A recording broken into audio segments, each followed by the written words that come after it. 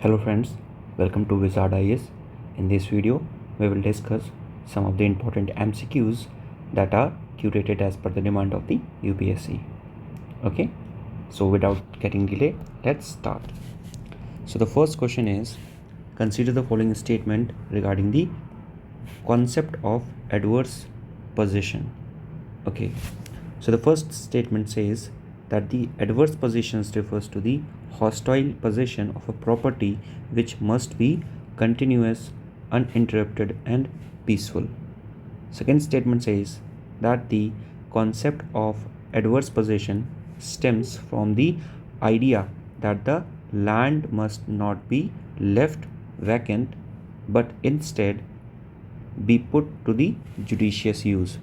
The third statement saying that under the Limitation Act of 1963, any person in possession of the private land over the 12 year and government land over the 30 years can become the owner of that particular property.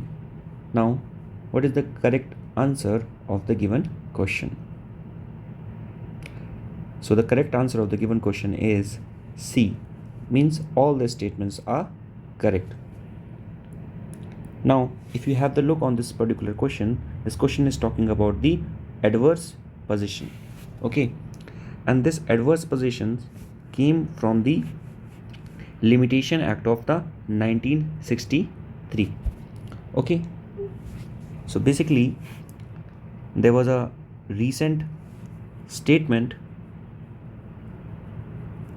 from the Law Commission, 22nd Law Commission. As you know that currently the 22nd Law Commission is going on. So there was a recent report from the 22nd Law Commission, and the Law Commission said that there is no justification for introducing any change in the law relating to the adverse possession. Now, what is the meaning of adverse possession? Adverse possession means, let's say if you are holding a particular land and you have the right to write on that particular land. Now, if there's any other person who claims that the land belongs to him, on that condition, first the second person who is claiming that the land belongs to him, not to the first person, now the second person needs to prove it. So the burden of proof will be on the second person. Okay, and this all is mentioned in the Limitation Act of 1963. So the first statement says that the adverse possession refers to the hostile possession of the property which must be continuous, uninterrupted or peaceful. So this statement is correct. The second statement says that the concept of the adverse possession stems from the idea that the land must not be left vacant but instead be put to the judicious use. This is also correct, that land should be used judiciously. What is the meaning of judicious use? Means it should be used up to its full potential. Okay. The third statement saying under the Limitation Act of 1963, any person possession of the private land for the 12 years. Now pay attention here. If there's a private land, so the possession should be up to the 12 years, and if there's a government land, the possession should be up to the 30 years. Okay. In that conditions, the ownership of that property will belongs to that particular person who is residing on that particular land. So you should pay attention here on the time limit of 12 years and 30 years. 12 years for the private land and 30 years for the any government land. Okay. Now moving forward on the second question, this talking about the Environment Day. Okay, as we have just come through the Environment Day on the 5th of June. So this statement is regarding that only. Now the first statement saying that the World Environment Day led by the IUCN, that is the International Union of Conservation of Nature, has been held annually on the 5th of June. The second statement says that the date for the World Environment Day was chosen during the 1972 of the Stockholm Conferences on the Human Environment. The third statement says that the Stockholm Conferences on the Human Environment is considered to be the first world conference to make the environment a major issue. Now, what is the correct answer of the given question? So the correct answer of the given question is B. Means out of these three statements, two statements are correct. Now, which one of the following statements are correct? So this question is framed just because we have come through the 5th June, and 5th June is celebrated as the World Environment Day. Now the statement first is saying that the World Environment Day led by the IUCN held annually on the 5th of June. Now this statement is incorrect, or you can say this statement is partially correct. Why? Because the World Environment Day, although celebrated on the 5th of June, but it is not held by the IUCN, rather than it is held by the UNEP. Okay, and as you know that even the headquarters of the UNEP, it is in the Nairobi, Kenya. Okay, so the first statement is incorrect. Okay, and IUCN is for the marking of the animal according to their threatened status.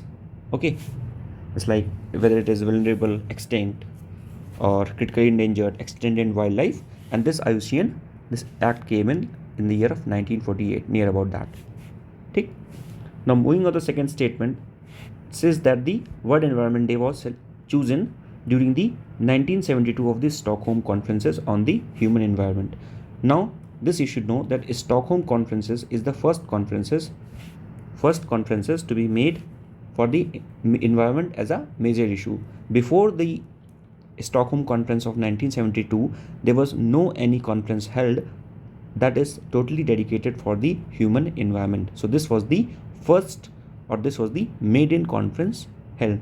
And after attending this conference by the Indira Gandhi was so inspired, so dedicated, that he launched the Wildlife Protection Act of 1972 in the year of 1972, and he also launched the Project Tiger of 1973 and many more projects. So this was the first initial conference on the human environment. So even this statement is correct. Now third statement, obviously correct, as I told you that this is the first world conference to make the environment a major issue. So from here, two statements are correct. This first one is incorrect. Moving forward, the third statement is about the microplastics. Now, microplastics are the plastics that are less than the 5 millimeter in the diameter. Okay. The second statement says that the primary microplastics are the tiny particles designated for the commercial use, such as the cosmetics or the textile. The secondary microplastics are the particles that are product of the breakdown of the large plastics items due to the exposure of the sun's radiations or the oceanic waves. Now, pair A means 1 pair correct, 2 pair correct, and 3 pair correct. What is the answer? So the correct answer of the given question is 3. Means 3 pairs are correct. 3 pairs. Okay, I have just shown you the options there just for the ease. Means all the statements are correct. Now just have a look on the first statement. It is talking about the microplastic. Now what is the microplastic? Microplastics are very small tiny particles of the plastics.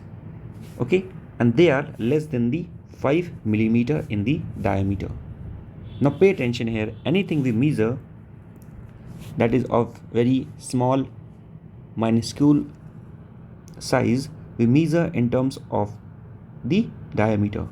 Even when we talk about the PM 2.5 or PM 10, what is the meaning of 2.5 or 10?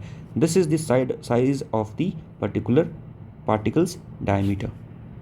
Okay, 2.5 diameter, 10 diameter. So this statement is correct. Now the microplastics is primarily divided into the two categories. The first one called the primary microplastics, and the second one is called the secondary microplastics. Now the primary microplastics are the tiny particles designed for the commercial use, just as the cosmetics, textile, okay, so that type of things. The primary microplastics are the tiny particles designed for the commercial use, such as the cosmetics or the textile. So this statement is also correct. The third statement says that the secondary microplastics are the particles that are product of the breakdown of the large plastics item due to the exposure of the sun's radiation or the oceanic waves. So this option is also correct, that if there's a big particles of the plastics and due to the exposure of the sun's radiation or the oceanic waves, if these particles got break down, this forms the secondary microplastics, and this is very harmful too.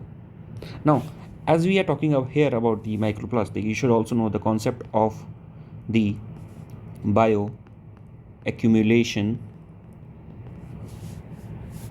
and biomagnification.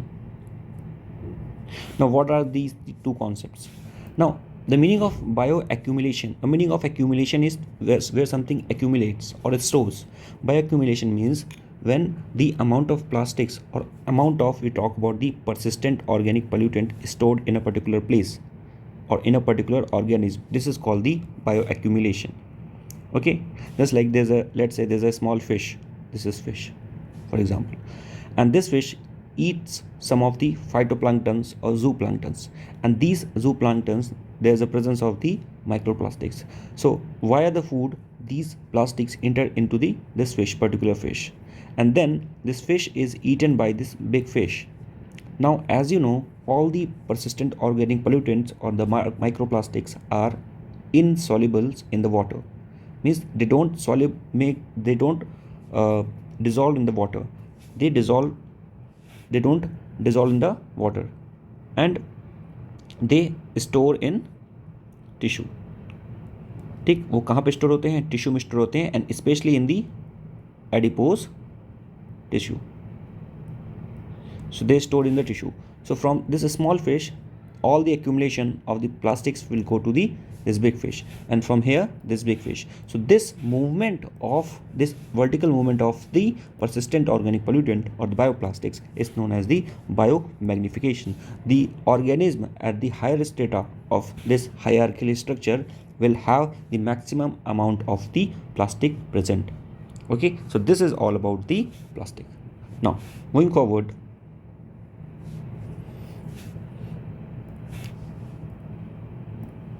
consider the following statement. The first statement saying that access to the justice for the weaker section of the society is a constitutional mandate to ensure the fair treatment under the Indian legal system. The second statement saying that the equal justice and free legal aid is one of the directive principle of state and policy under the Indian Constitution. The third statement says that the Legal Service Authority Act of 1987, that is the NALSA, was enacted by the Parliament to organize the Lok Adalat outside the formal jurisdiction system to address the problems of the crowded cases. Now, what is the answer of the given question? So the answer of the given question is C, means all the statements are correct.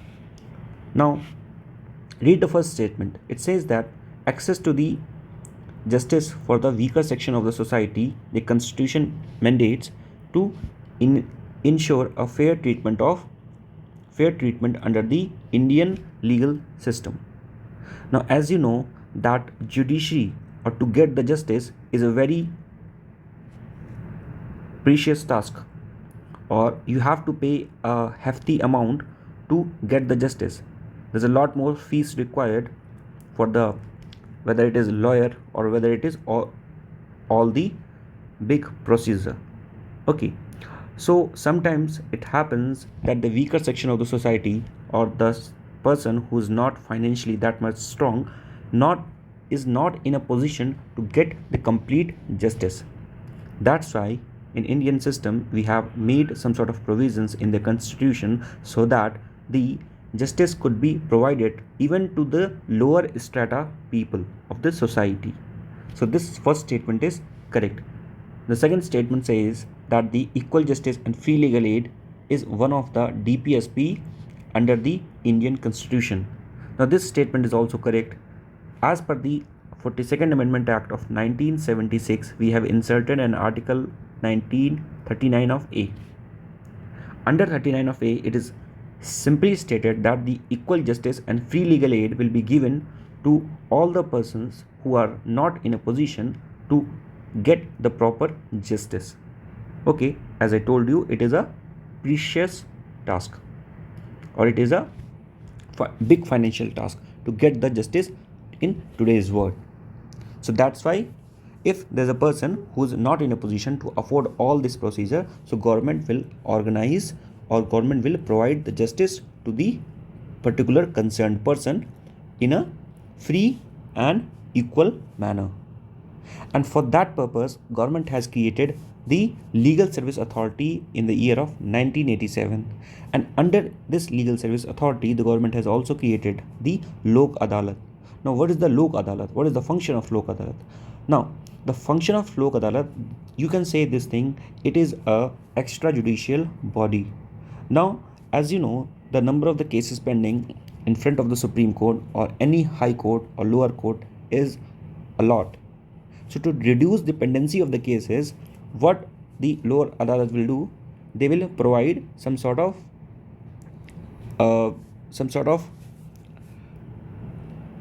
dispute redressal mechanism that will be outside the court. Okay, so this is the Lok Adalat. They will provide the justice in a hurry.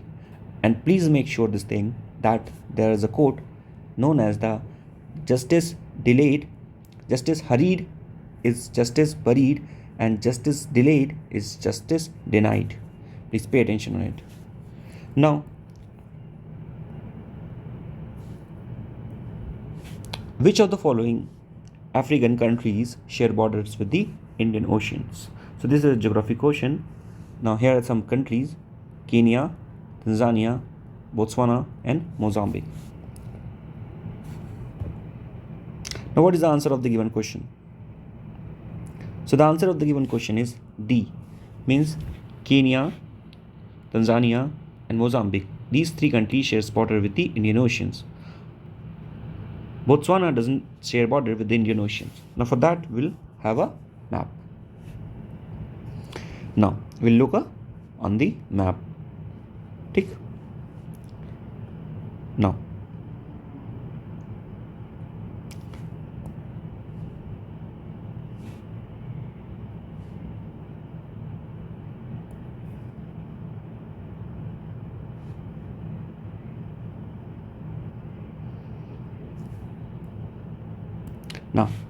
as you know that here is the Kenya.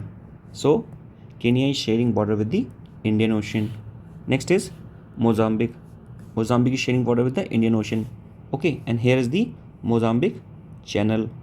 Okay, but and even Madagascar is sharing border with the Indian Ocean. But the Botswana is not sharing border with the Indian Ocean. It is a landlocked country.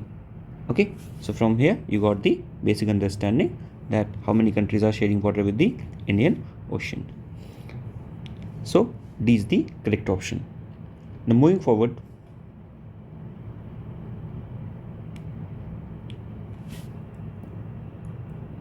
statement 1. Consider the following statement regarding the Paris Agreement. The Paris Agreement allows the countries to collaborate to achieve the emission reduction targets set in the nationally determined contribution, that is NDC. Second statement, it establishes a mechanism for the trading greenhouse gas emission reductions between the countries under the supervision of the Conference of Parties. Third statement, clean development mechanism was established for the first time under the Paris Agreement. Now, what is the correct answer of the given question? So the correct answer of the given question is B, means 2 statements out of the given 3 statements are correct. Now, what are these 2 statements? The first statement says that the Paris Agreement allows the countries to collaborate or to achieve the emission reduction targets set in their NDC, that is the nationally determined contribution. As you know that UNFCCC, the meetings of the UNFCCC is known as the COP. Okay, and COP21 happened in 2053 in Paris, and this is known as the Paris Agreement. And this Paris Agreement is very significant. So the thing is, obviously there are some targets to reduce the emission, and to sustain or to attain those targets, the individual states have given or adopted the nationally determined contribution. What is the meaning of nationally determined contribution? Means they are adopting some sort of rules in their own country in the name of nationally determined contribution to reduce the emission, to follow the guidelines of the Paris Agreement of 2015. Okay. Now the second statement says that it established a mechanism for the trading greenhouse gas emission reductions between the countries under the supervision of the Conference of Parties. Now this statement is also correct. You could trade the greenhouse gas mechanism emission reduction under this supervision conference. The third statement says that the clean development mechanism was established for the first time under the Paris Agreement. Now this statement is incorrect. Now you should also know one thing about the Paris Climate Agreement, that in the year of 2015, when the Paris Climate Agreement happened, in that year the USA joined it, or USA was part of it, and USA agrees with the particular given conditions. But Donald Trump in the year of 2020 withdrew from this given Paris Agreement. But when the Joe Biden joins the post of US presidential election, he again joined the Paris Climate Agreement in the 2021. So this you should know. Once in 2020, US withdrew itself from the Paris Agreement, but in 2021, the Joe Biden again joined that particular agreement. So from here, B will be the correct option. Now moving forward, consider the following statement regarding the section 124A of the Indian Penal Code. Section 124A of the Indian Penal Code penalizes a crime against the state. Second statement says that it defines the crime as the bringing into the hatred or attempt to excite the disaffections towards the government established by law in India. The third statement says that the Supreme Court in the Kedarnath versus State of Bihar order stay on the fresh case under the section 124A of the Indian Penal Code. Now what is the correct answer of the given question?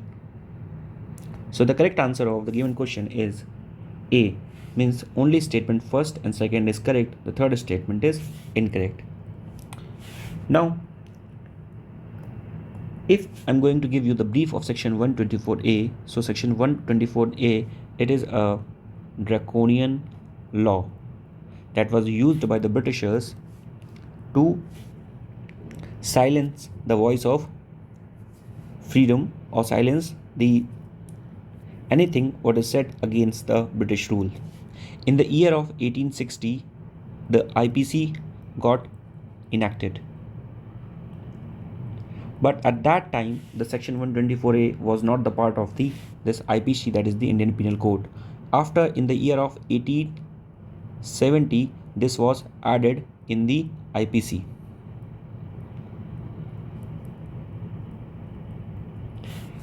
To charge the various freedom fighters under the section 124A. Even the Gandhiji, the Tilak, and various leaders got tried under this particular section 124A of the Sedition Act. Now, when the Constituent Assembly formed, so in the Constituent Assembly there was a debate going on that whether we should adopt this draconian law or not. And after very much discussion, they have thought now we should adopt this draconian law. because at that time during the reorganization of the states, and there were a lot of insurgencies going on in the northeastern states, and there were also some sort of fear that even some states could secede from the India. So that's why having this sort of article or having this sort of law is necessary on the behalf of the situation that are going on the ground at that particular time. So that's why section 124A was in the news. Now, why it is in the news right now? Actually, the Supreme Court said that this law is very draconian, and even the ground for the implementation of this act is not very clear or not very legitimate. You should know that 1000 days has happened of the arrest of Umar Khalid.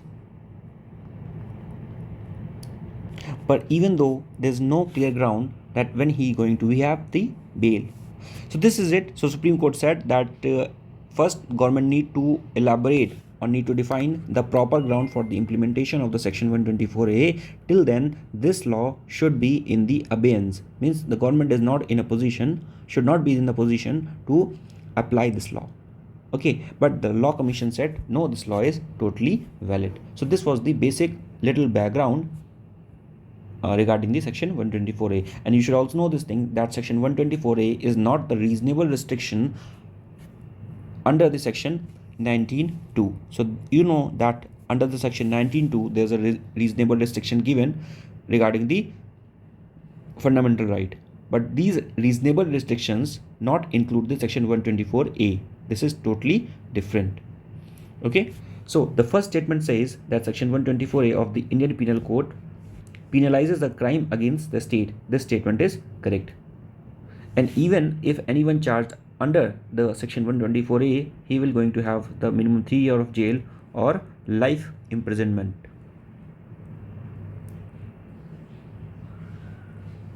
So this is it.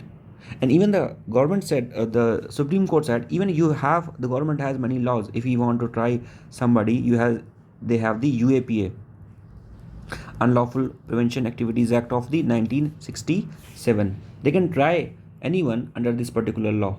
So why do we need this type of sedition law? And even we have taken this law from the UK, and after some time UK dropped this law from his own constitutional rules.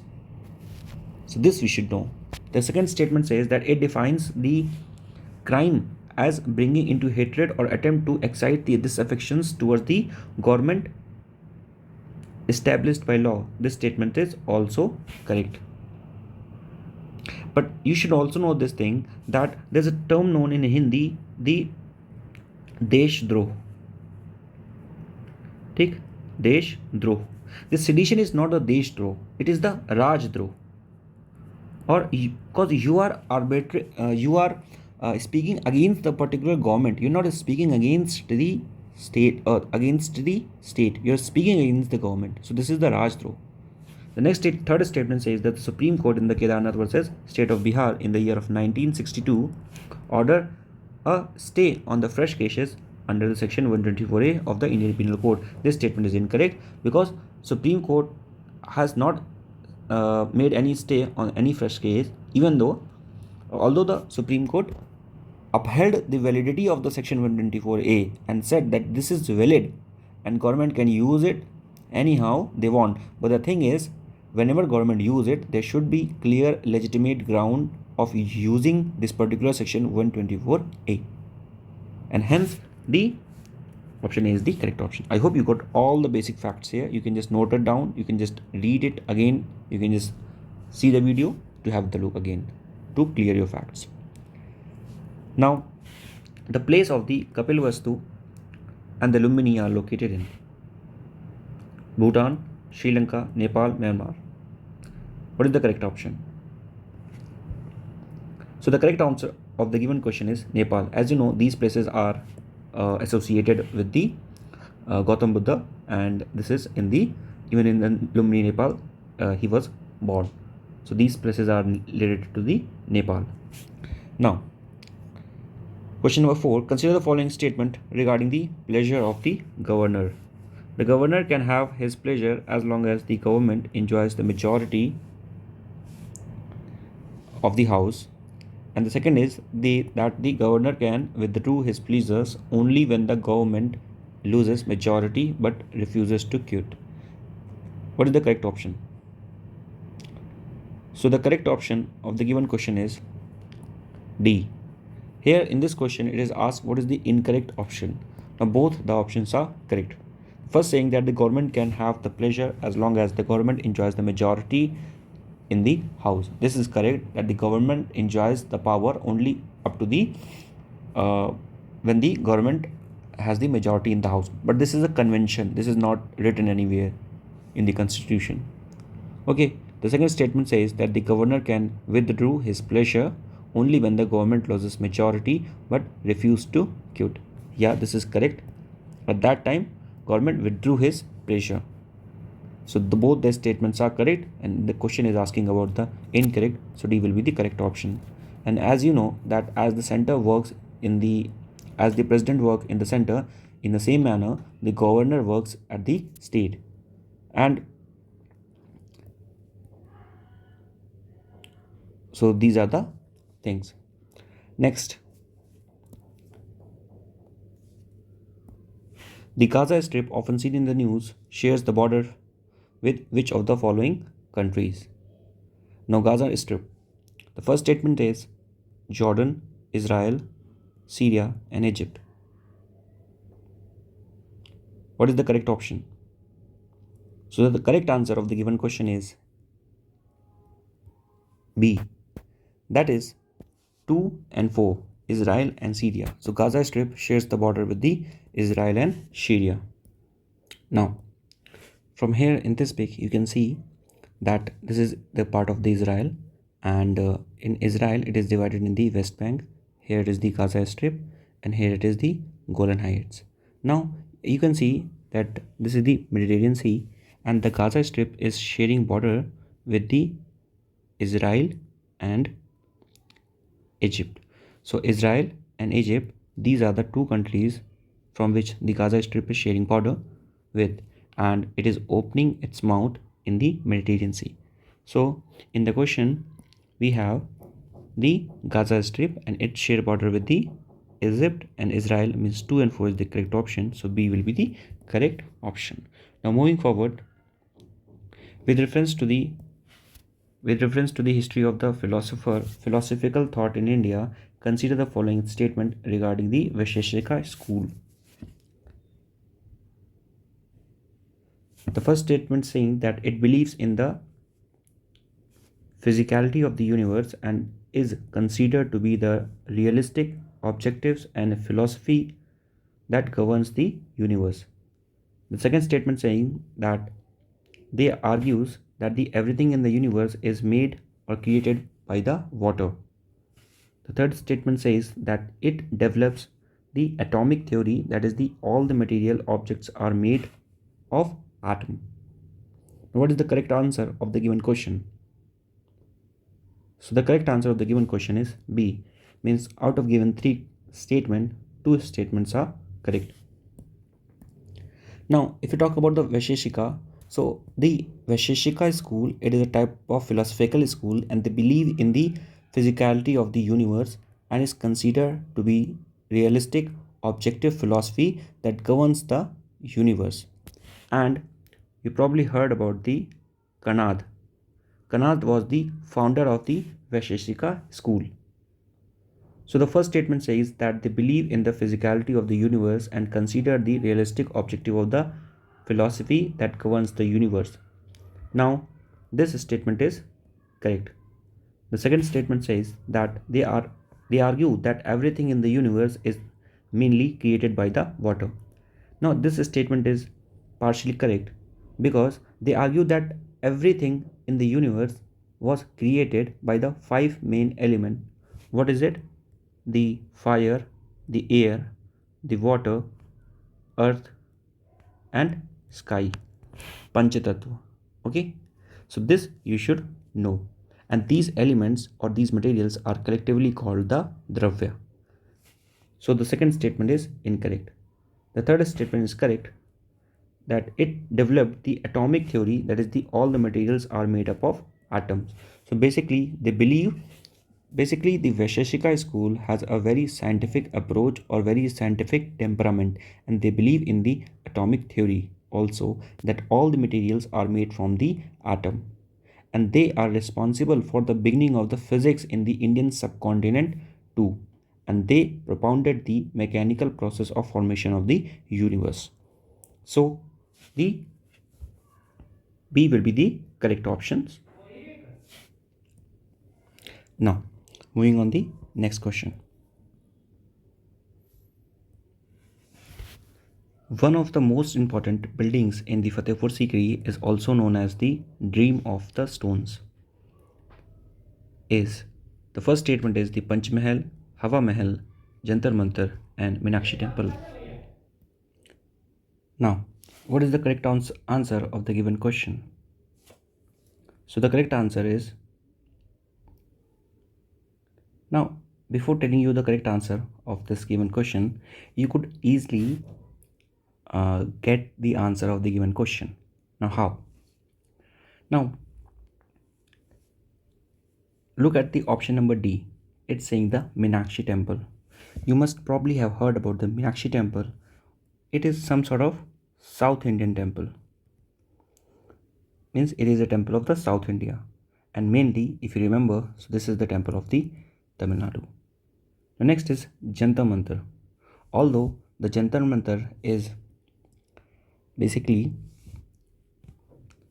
in many places, but most probably, the Jantar Mantar of Delhi is very much famous. Next, you talk about the Hawa Mahal.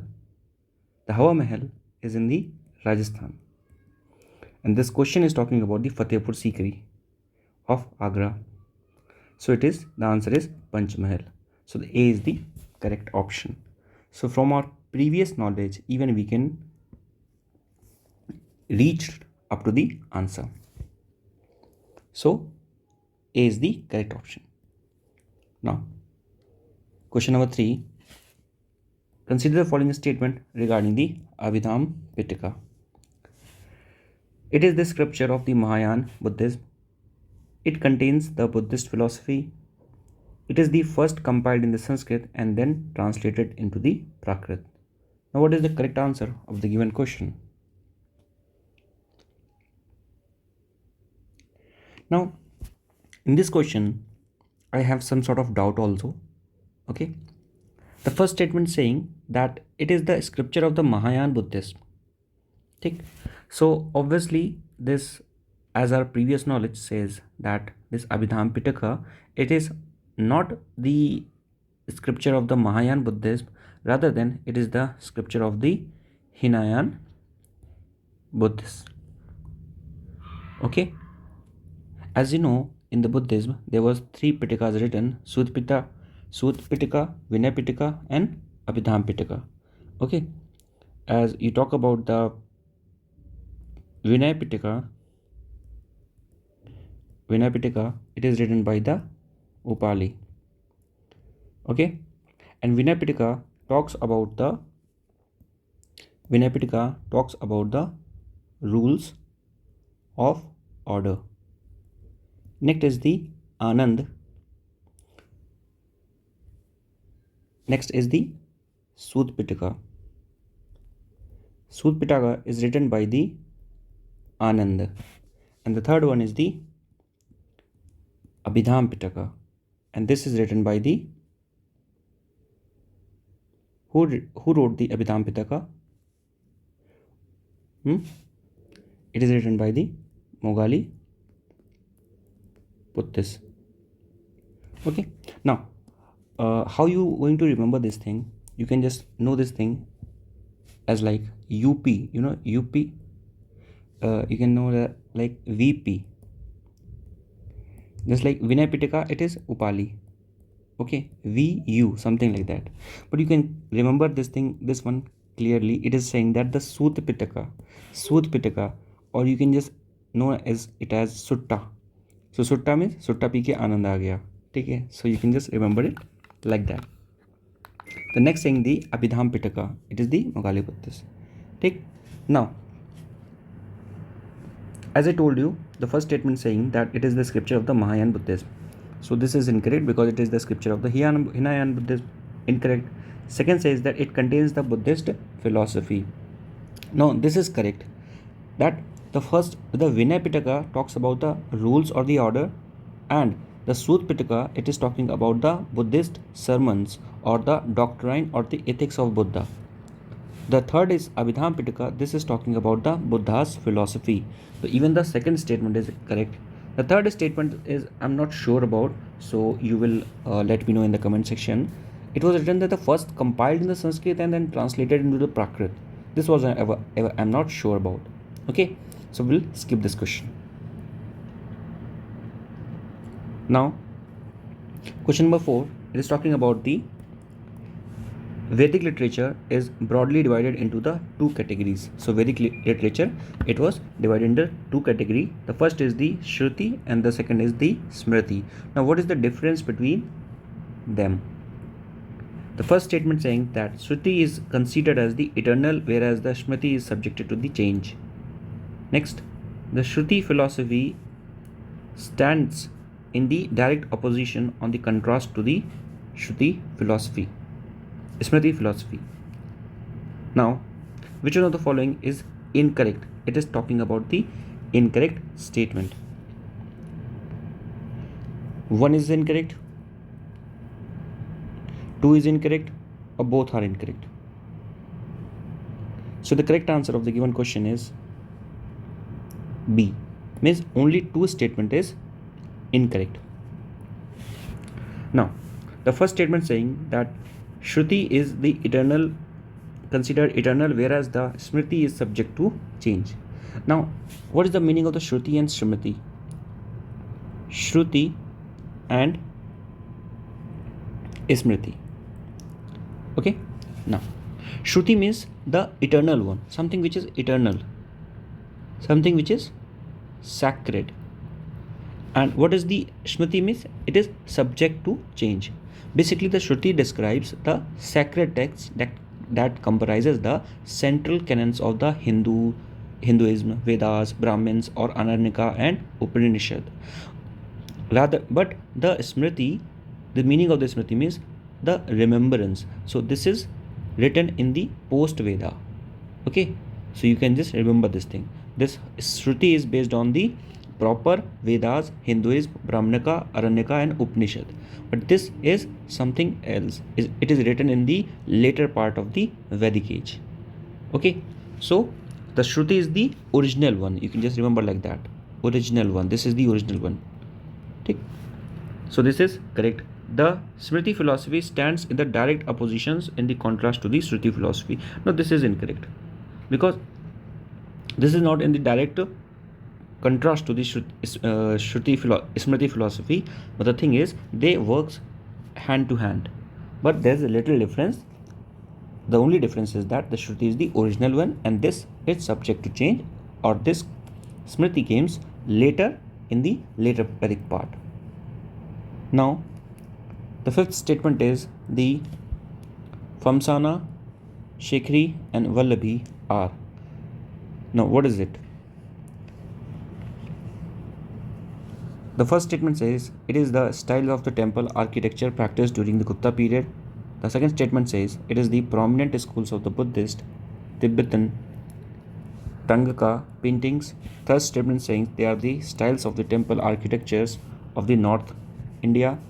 Fourth statement says that it is the prehistoric caves made during the Palestine age. Now, what is the correct answer of the given question? So the correct answer of the given question is C. Means these are the styles of the temple architecture of the North India. Now, when you talk about the temple architecture of the North India, so you should know that mostly the architecture of the North India, they're called the Nagara styles. And temple architecture of the South India, they're called the Dravina styles. Okay. But if you talk about the these three, or Famsa, Shekhari or Vallabhi, so these are the basically the main styles of the North India also. So there are the many classification apart from the Nagara and the Dravina. These Nagara and Dravina, they are the broad classification. Okay, now what is there in the Vallabhi style? Now the Vallabhi styles talks about the rectangular ground plane. Okay, so this is the classification of the Vallabhi style. More than 50% of the Vallabhi styles is basically dominated in the Uttarakhand region. Okay, and if you talk about the Famsa, so it is a type in the Famsa, the Shikhara are broader. The Shikhar hota hai basically, that's the Shikhar of the temple. It is very broader. So this is some of the classification. You should only know this thing, that they are the basically the type of the temple architecture. Take. Now moving forward.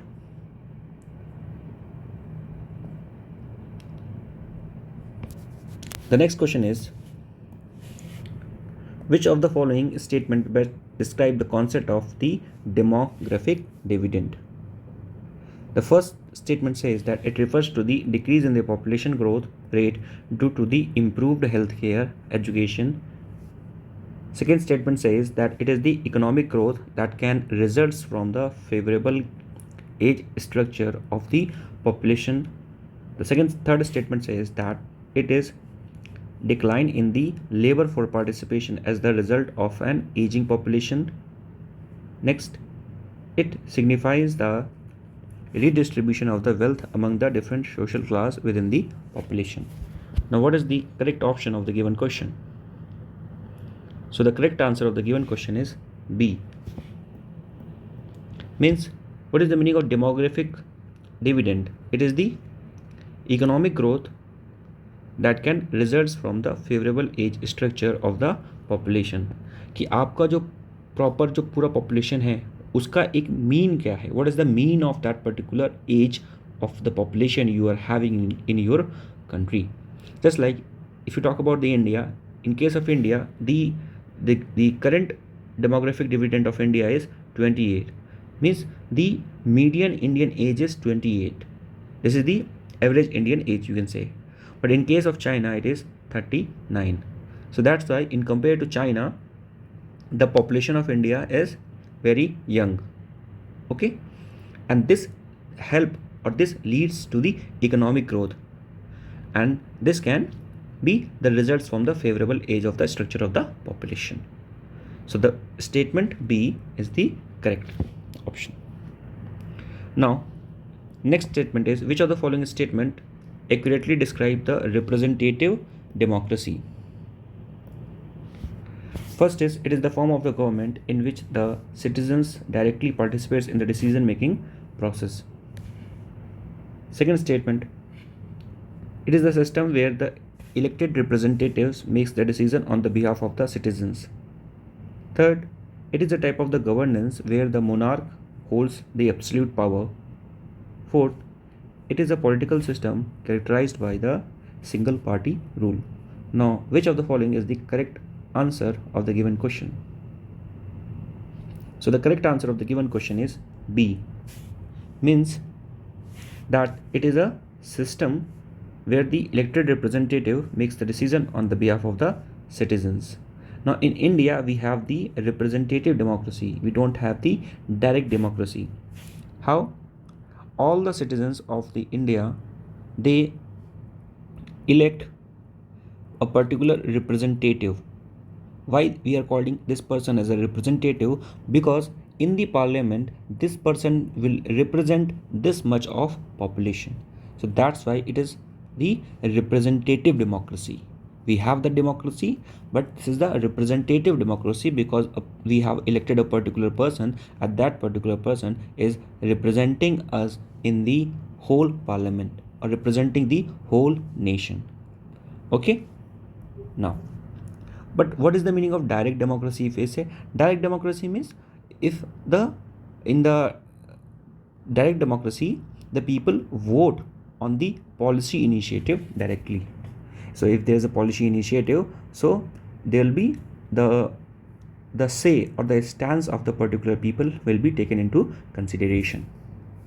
Now, the question number 3. Consider the following statement. climate resistant agriculture refers to the farming practices that are unaffected by the climate change.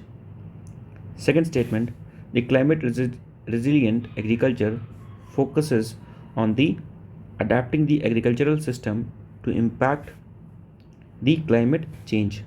The third statement is the climate resilient agriculture only benefits large scale commercial farms. Next, the climate resilient agriculture relies solely on the use of the genetically modified crops. Now, which one of the following is the correct answer of the given question? So the correct answer of the given question is only one, means only one pair is correct. Now this question is talking about the climate resilient agriculture. As we know, in India we have the monsoonal type of climate, means even though today most of the agricultural needs regarding the water is dependent on the monsoon, even in this year we going to have maybe the El Nino, and in El Nino there's a drought type of condition in India. La Nina is best for India, El Nino is not best for India. Okay, so we have the water crisis, and as I told you yesterday that 1/4 of the water extraction in India in whole of the world, means the total, if we consider the total water of the whole world, the 1/4 of that is only extracted, groundwater is extracted by the India only, precisely for the purpose of irrigation. Okay, for the purpose of agriculture. Okay, so the climate is changing, that's why we need to have the climate resilient agriculture. Now the first statement saying it refers to the farming practices that are unaffected by the climate change. No, they will be affected, but the thing is we are adopting it in such a way so that we could tackle some of the climate related effect. Just like we have even celebrating the 2023 as the International Year of Millets, because millets are the crop, such type of crop that use very less amount of water, and they can even tolerate the very harsh type of climate, and they need very less amount of water also, and they are very rich in the nutrient, and the glycemic index of the millets is very low. Glycemic index. Now what is the glycemic index? As we eat something and if it is rich in the glucose, suddenly the glucose will be released in our body. But if the glycemic index, means the amount of the glucose present in that particular food crop, is less, so there will be less direct glucose released in the bloodstream, and that will be very helpful for the patient of the diabetes and for the general public. So that's why we are promoting to grow the millets. So it is a climate resilient crop. So the first statement is incorrect. The second statement says that climate resilient agriculture focus on the adapting agricultural system. Focus on the word adapting to impact the climate change. Now this statement is correct because we are trying to adapt. What is the meaning of climate resilient agriculture? It itself means that we need to adapt the agricultural system. Okay, just like I gave you the example of the millet. So millet is a form of adaptive agricultural practice where there will be less water and it is less affected by the harsh climate also, type of a thing. And as you know, even the so much amount of the water is got wasted in the form of rice cultivation. In the rice cultivation we use a lot of water, and that's why there's a concept came known as the invisible water. Now what is the meaning of invisible water? Invisible water, let's say if you are exporting the rice, okay, so you are not exporting the rice only, you are exporting also the water that is consumed by that particular rice in growing the rice. So that's why this is known as the invisible water. So that's why the India, this is a very considerable thing. So exporting the rice means you are exporting the water.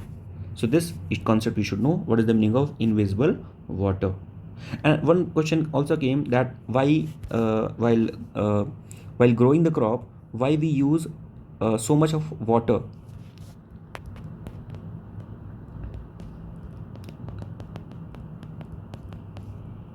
This method we generally use in the growing of the rice, flood irrigation method. Now, what is the meaning of flood irrigation method?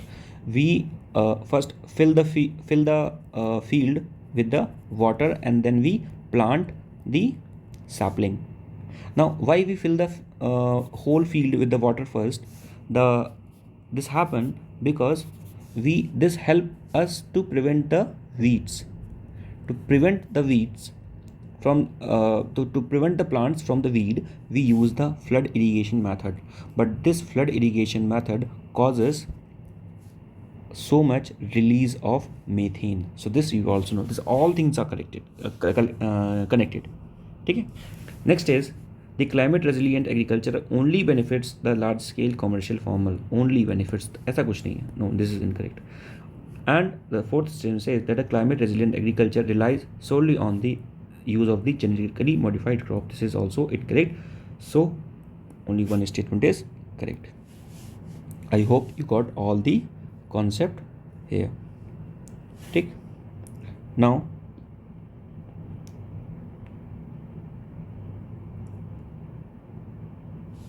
question number 6. Consider the following statement. Just a minute.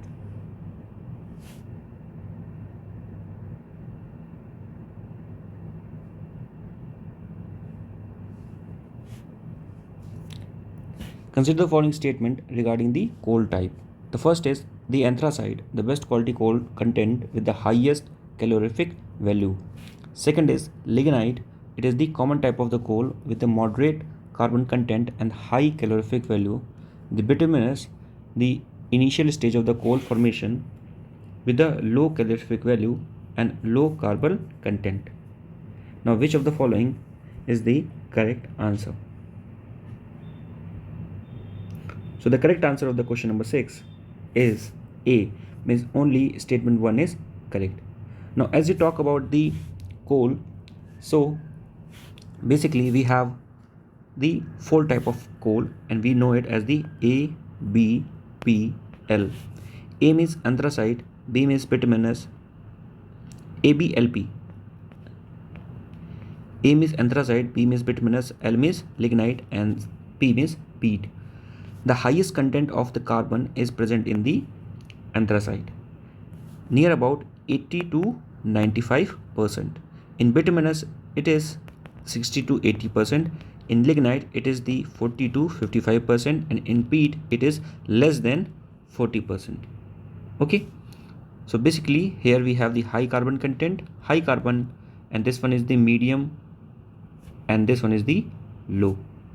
Okay, so this is the classification. The first statement says the anthracite, it is the best quality coal with the highest calorific value.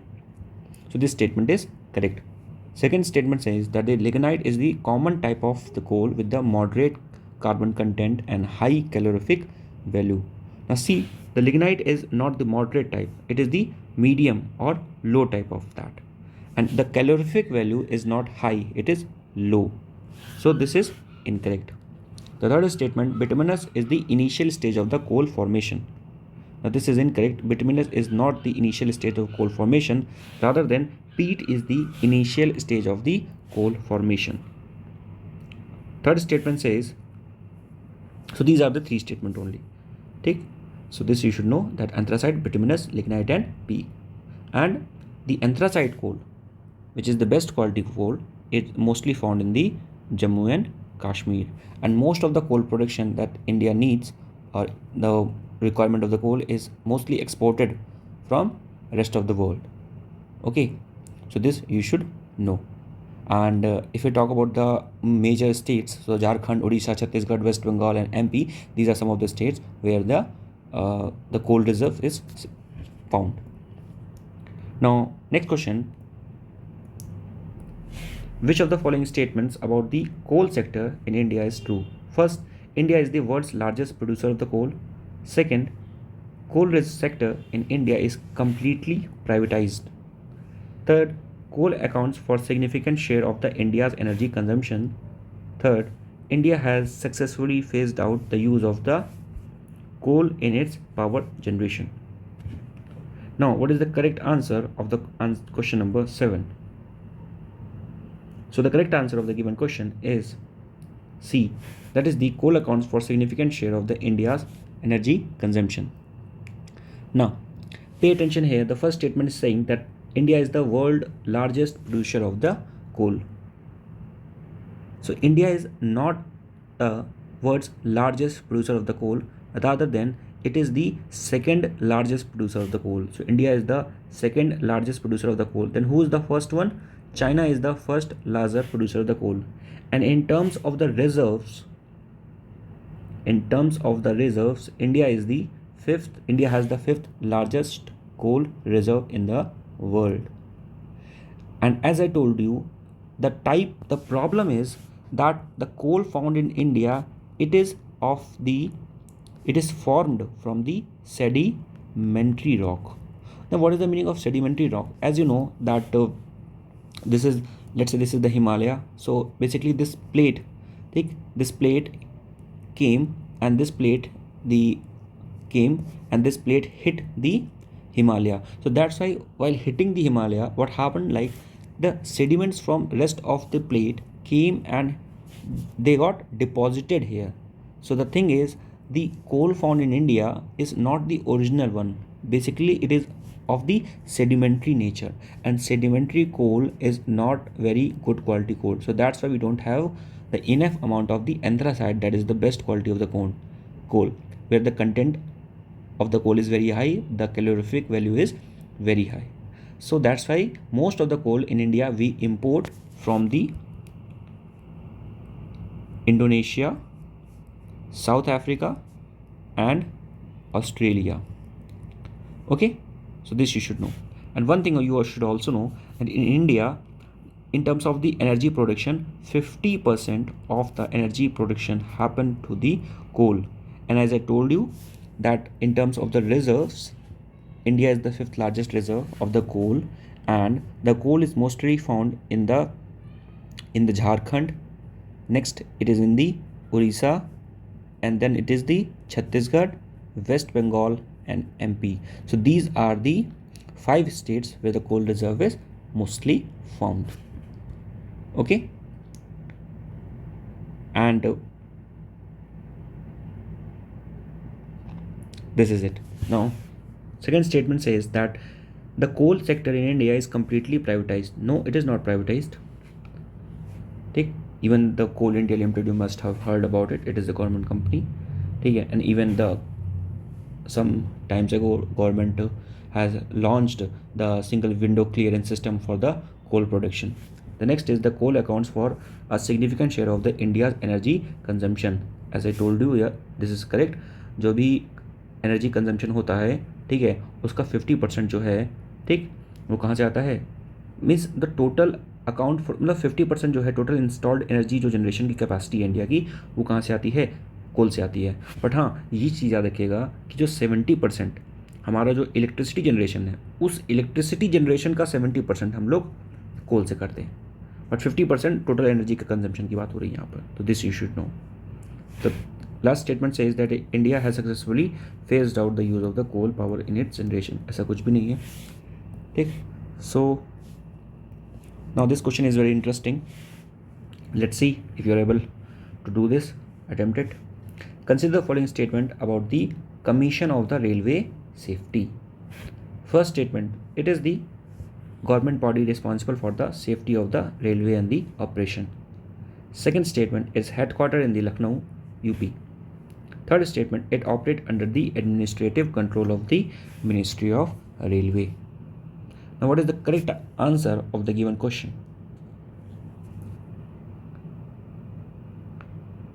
So the correct answer of the given question is B, means only 2 options are correct. Now, while attempting this question, you must probably have heard, because this question is framed just because of the Odisha, that train tragedy happened there. So that's why this commission, that is the Commission of the Railway Safety, came into the news. Now, you must very much sure about the first statement. that it is a government body obviously responsible for the safety of the rail travel and the operation. So you definitely have marked the first statement correct. Now this in these two statements you will be very much sure about the statement number third, that it operates under the administrative councils of the control of the Ministry of Railway, because it is the Railway Safety Commission, so that definitely it will be under the Railway Ministry. But you need to pay attention here. The third statement is incorrect and the second statement is correct, that its headquarters is in the Lucknow. So 1 and 2 is the correct option. Now if the Commission of the Railway is not under the Ministry of Railway, then it is under which ministry? Now this is interesting because this Commission of the Railway Safety, it is under Ministry of Civil Aviation. So this is very interesting. It is under the Ministry of Civil Aviation. So from here B will be the correct option, means statement 1 and 2 is the correct one. Now question number 9, which of the following statements about the cryptocurrency is true? Cryptocurrency, it is regulated by the government central bank. Next, cryptocurrency transactions are irreversible. Third, cryptocurrency is the only use for illegal activities. Next, cryptocurrency can only be stored in the physical wallet. Now what is the correct answer of the given question? So the correct answer of the given question is B, that is the cryptocurrency transactions are irreversible. Now what is the meaning of cryptocurrency? As you know, it is a decentralized currency system. That's why it is very much secure. For particular, if there is a particular one transaction, so that transaction will take place only after the ratification of all the members who are particularly enrolled at that particular time or who are operating this crypto system. This system is very much secured and decentralized. The first statement saying that it is the cryptocurrency is regulated by the central bank and the government. Now this statement is incorrect because the cryptocurrency is not regulated by the central bank or government. If you talk about the India, even in India we have not till now given the proper sanction for the use of the cryptocurrency. Rather than the government has put 30% of the tax if you are trading or if you are doing any type of transaction. If you are doing any type of crypto transaction, there will be tax levy of the 30%. So there will be tax levy of the 30%. So this you should know just on the transaction, but the center has not legalized the use of the cryptocurrency. Okay, next, the cryptocurrency transactions are irreversible. Now this is the correct statement. The transaction of the cryptocurrency is irreversible and decentralized too, and it is very secure too. So this is correct. The third statement is that the cryptocurrency is the only used for the illegal activity. No. Extremist statement, used for illegal activity. No, there are many good initiatives, that is there are many more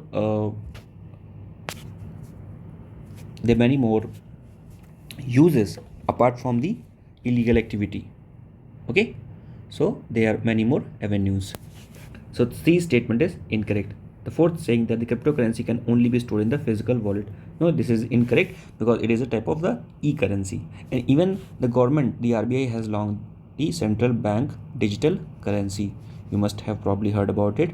So this is a type of the e-currency that the government has launched. Okay, so this is about it. Which of the following statement about the steel production in India is correct? So now we have came on the question of the steel. अपन पहले हमने किसके बारे में बात किया था? कोल के बारे में. Now the steel. The first is India is the largest producer of the steel in the world. Second, steel production in India has been steadily increasing in the recent years. The third is the major steel producing regions in India are concentrated in the south state. The fourth is the government of India has implemented the policies for the promotion and the growth of the steel industry. Now how many pairs are correct? फिर से आप देख लो इसको.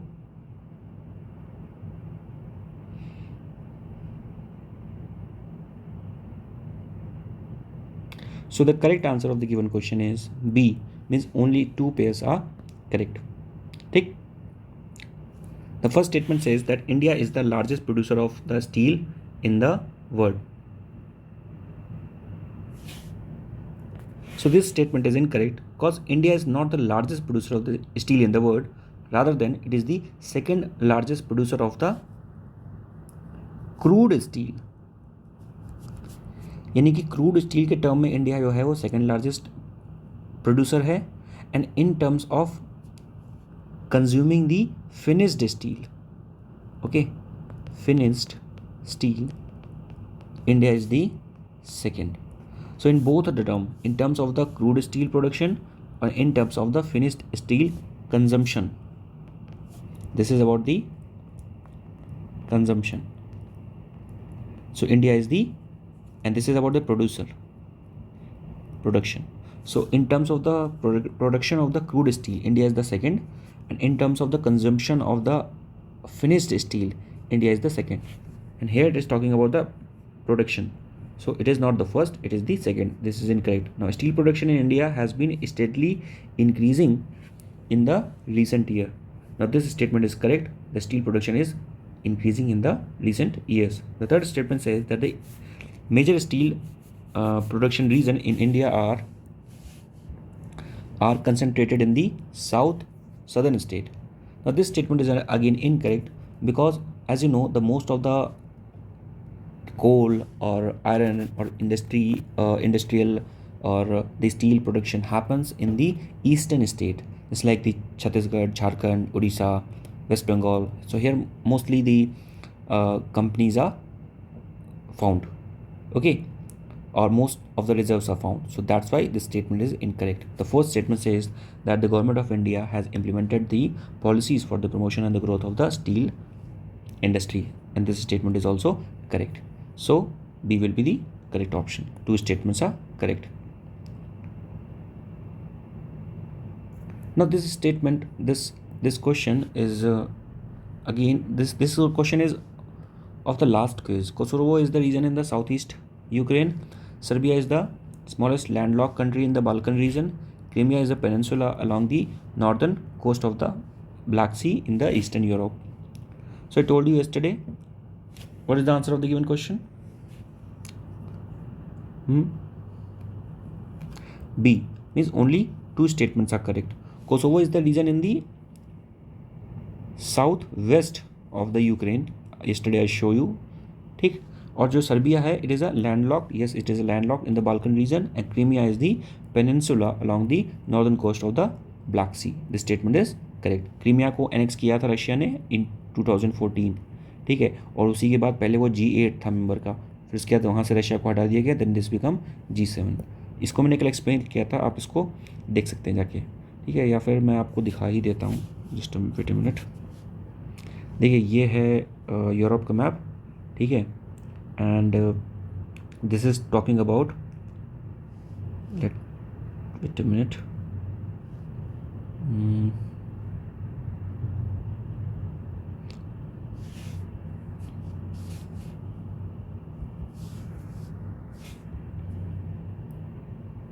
This is Kosovo, ठीक है. So this is Kosovo and here it is Ukraine. This is Ukraine and this is Kosovo. So in the question it is saying that the Kosovo is in the southeast of the Ukraine, but you can see that it is in the southwest of the Ukraine, okay. And in the question it is talking about the Crimean Peninsula. So this is the Crimean Peninsula, okay, and this peninsula was acquired by the Russia in 2014, and after that the western countries removed Russia from the G8 and this become G7, ठीक है. And the dispute between the Russia and Ukraine you very well know about. So this is it friends. I hope you have liked the video. अगर आपको अच्छा लगा हो तो उसको share कर सकते हैं, लाइक कर सकते हैं, चैनल को सब्सक्राइब कर सकते हैं, मुझे सपोर्ट कर सकते हैं, और अपने प्यारे प्यारे कमेंट सेक्शन में बता सकते हैं. Till then take care, goodbye, thank you. And if you want anything to say और आपका कोई फीडबैक है, you can just give me in the comment section. Till then, take care, goodbye, जय हिंद.